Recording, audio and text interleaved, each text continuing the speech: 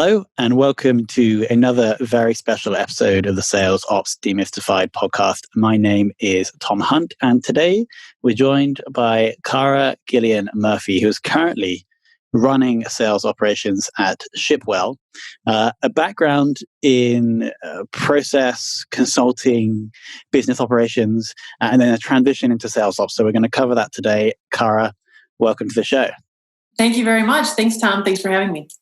No worries. And let's first start out by understanding. I have a rough overview of your career, but at some point in the last, I think it was 4 or 5 years, you did focus in on sales ops. So I'd like to understand kind of why you did that and then where you are at the moment. Yeah, absolutely.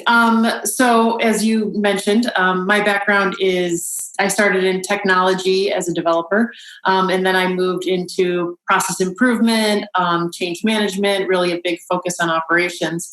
A lot of my early career was really just focused on the customer and customer loyalty and customer satisfaction. And it throughout my career morphed into working with some sales teams.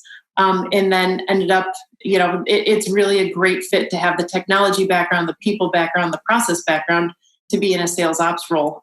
So 6 years ago or so, I landed just focusing more on sales ops.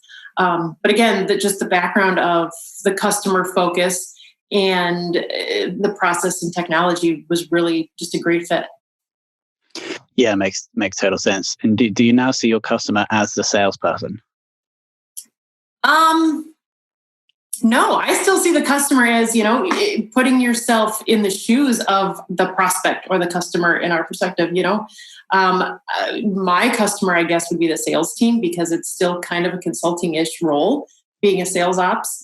But at the end of the day, if you put yourself in the shoes of our prospect or our customer, you can really deliver such a better service, really. And you can help sell better when you put yourself in their shoes. So I think it provides a different perspective than a typical sales ops or a typical head of sales might have. So I think I think it benefits me and it benefits my perspective on the role. Yeah, makes total sense. And so today, could you just give us a sense of the size of sales team you're working with at Shipwell and then also the size of the sales ops team? The sales ops team is me. So it's just one, which, I would love to have, extra help, but as we grow, that'll grow as well. Our current team is 8 people. We have 5 SDRs and 3 salespeople. Pre-COVID, we had about 18. So we've cut our sales force tremendously. But we have a really experienced, skilled, nimble, and tight team right now. So it's actually selfishly been really beneficial. We can move quickly. They work together really well. So it's been actually a good experience right now. Yeah, it's super interesting, isn't it? You see almost you only see how slow you were when you when you downsize the team. I've had that before. And you're wondering to yourself, wow, were we really this, what's the word, non-nimble before? Because now you have this smaller team, maybe there's better relationships and everything just happens really fast. Yeah, so I've definitely experienced that. Yeah, it allows you to change on a dime, which is a lot easier. It's quite nice. I would say though, when we had the huge team, a lot were new, so we were still onboarding. So there is always the challenge there. Anytime you're bringing on a whole bunch of new talent, you're trying to up level and train everyone. So that also makes things a little slower. Sure. And what's the current sales tech stack you're running? We currently have Salesforce for our CRM. We use Gainsight for our customer success platform. We actually are installing Gainsight PX, which will help both the customer success side as well as our engineering team to provide better service to our actual customers. We use Pardot for the marketing, bringing in our marketing leads in the transition into Salesforce. We also use Inside View in Zoom Info for just getting lead information and LinkedIn Sales Navigator. Makes sense. Awesome. Now, you've you already have alluded to some of the changes that were made over the past few months. What have been the biggest challenges as you've shifted to a more remote sales force? I think some of the biggest challenges have been just maintaining that team camaraderie. We had really an amazing environment in our offices. We have 2 offices, one in Austin and a smaller one in Chicago. And just the environment, Austin's our headquarters. The environment is probably the biggest thing that everybody misses. It was just a really lively, it was a place that people really enjoyed going to. So I think that's the biggest struggle, but really just having all of our technology cloud-based, and the ability we transitioned really fast and easily. It was actually ridiculous and impressive. Within a day, everyone was working from home and just rocking and rolling. We didn't have any hiccups. So it was great. But again, it's because everything we have is cloud-based and everyone was able to just pick up their laptops and continue to do things from home. Amazing. Yeah, it was a surprise and it was fantastic. I mean, even our engineering and teams were able to just flip over and go remote. So it was an easy transition from that side. But again, just the lack of camaraderie and culture, it's been definitely more of a challenge to maintain that. Sure. Have you made any operational, cultural, or tech changes since you have gone remote? Aside from more frequent small meetings, instead of the twice a week, we're now meeting for a couple minutes every day, just a quick check-in. We've not put in any new technology or anything though, because again, we were really ready to transition right over. Even our phones, if we just could move them over and keep going. So it wasn't, I guess I think there was a little bit of it. Some people use their cell phones more so than their work phone, which actually ended up helping us. So no, we didn't add anything and we didn't really have any transitions. I think outside of the sales world, some people ended up getting on Zoom that didn't have it before, but otherwise, no, we've been, especially the sales world, we've been fine. It was pretty seamless. We've also allowed all of our people to work wherever they want. So most of the people who were in Austin before have, not most, at least on my team, I'd say half have relocated elsewhere. So it's allowed people to live where they want and work where they want. And I'm jealous of a lot of the people who seem to be traveling every week to some new location to work. So it's added some benefits too. Do you think that, let's say in 6 months, everything's back to normal, do you think everyone will go back into the office? At our company, no, I don't think so. I think some people will, but in general, we've put in a remote policy that you can, work wherever you want, which allows and enables us to hire people anywhere. So you can get talent. It broadens your talent pool, really. So that's been good for our hiring perspective. But no, I think people will go back, but not as many. I look at my team and again, half of them have moved. The other half, one says he'll go in once in a while. Another one said, nope, I want to be remote. And, again, a couple, I don't see people going in every day again. I more of back in consulting, we had hoteling for desks. And I could see that becoming more of the norm, that some people go in, choose their dates that they go in and just grab an open desk type situation. Yeah, I'm totally with you.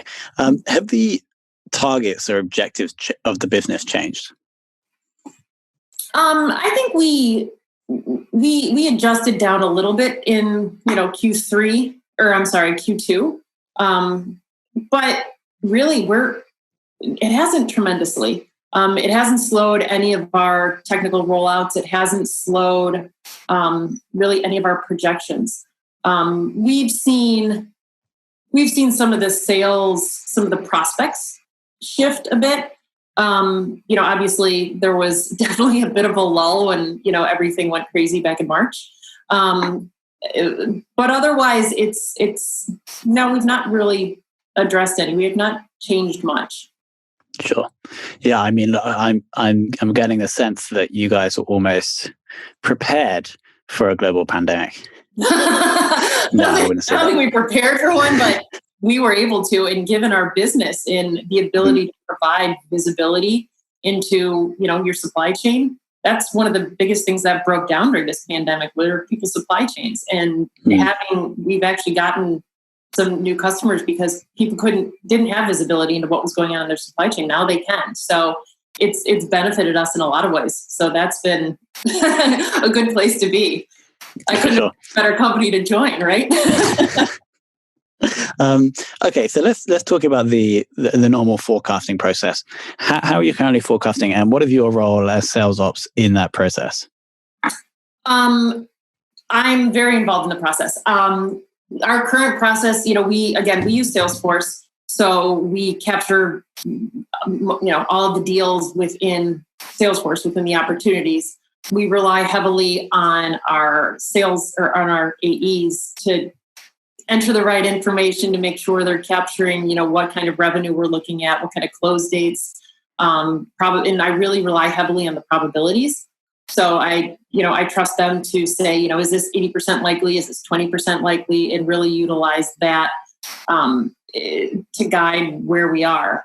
I've always used the weighted, figuring out weighted contract value so that you can take the probability essentially times the contract value and figure out, what we're really looking at the end of the day. So I think that helps a lot. And it really helps to have a solid sales team that enters things correctly and monitors it correctly. We have weekly meetings to go through things. I request updates midweek as well, just to make sure that people are monitoring and staying on top of things. But a lot really depends on the quality of your salespeople who are entering the information. So again, the team we have right now is fantastic and on top of it. So it's a lot more accurate. That hasn't always been the case. So it makes my life a lot easier at the moment to have just the right information. I mean, historically, it's just staying on top of people and making sure they're capturing the right information, because we can't see what we don't know. Yeah, sure. And then on to KPIs. Since you've been in sales ops specifically, what would you say is not your favorite, but the metric that you get most value from? We monitor conversion rate a ton. That's probably the number one thing that the president and CEO are looking for all the time. As obviously I am as well. But we monitor the conversion rate, across the board overall. But I'm also watching, hey, what's our conversion rate from demo to close? What's our conversion rate from opportunity creation to close? So all of those different, really, the conversion rates are a lot of what I measure and a lot of what I use to determine what our goals are for next quarter. So we have revenue goals, and then, okay, well, what do we need to get in a pipeline and to fill the top of the funnel in order to, allow that to happen. So that's my biggest one. In general, though, what kind of leads are coming in? What are we creating? But then, looking at how are things transitioning from stage to stage, win rates, everything else. But conversion is my number one, because I feel like won versus lost isn't always as actionable as what are we actually converting out of the entire pipeline? Yeah. And do you also break down and look at conversion rate, say, by rep or by industry, if you target different industries? I don't look at it by industry. When we had a larger team, I looked at it by rep. I haven't looked at it since May, or basically with the folks we have right now, because it's such a small group that it's easier to just gauge where things are. Yes, absolutely. With a large team, I absolutely did before. And I think it's super relevant with, more than 3 people that you're monitoring. Yeah. And I assume that the metrics you guys have been tracking haven't changed with the virus, just like everything else has been just the same as it was before, because you guys have adapted so effectively. No, we really haven't. We're looking at more of the leads coming in, I would say, are the metrics that we're monitoring post-pandemic or, during the pandemic. The leads coming in has been a bigger focus for sure, just because those altered once, everything went into chaos. But we the conversion rate is still probably our number one. But again, a bigger focus has occurred within our leads and our lead generation. What's coming in, what industries are they coming in from?